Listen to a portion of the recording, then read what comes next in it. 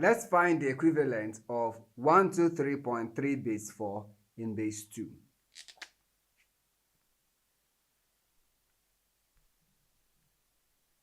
Solution.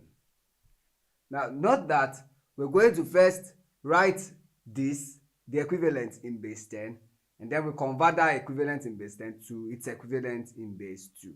So in order to do that, we'll first have 123.3 base 4 to base 10. Now the powers here will be 0, 1, 2. While after the decimal point we have minus 1.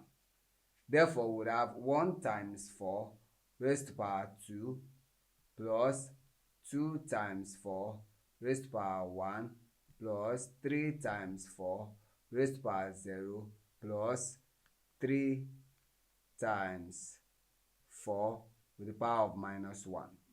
Now when we simplify this, we would have 1 times 16, because 4 squared is 16, plus 2 times 4 plus 3 times 1, because 4 raised to power 0 is 1, plus 3 times 1 over 4, changing this negative index to positive index. Now let's find the solution to this line. So 1 times 16 gives us 16, plus 2 times 4 is 8, plus 3 times 1 is 3, plus 3 times 1 here is 3, so 3 over 4. Now when we sum it together, we will get, now 16 plus 8 will give us 24, and 24 plus 3 will give us 27. So we have 27 whole number 3 over 4. Now the next step is to convert this whole number part into binary. So we would have 27 here, now divided by 2 continuously. So 2 in 27 is 13, remainder 1.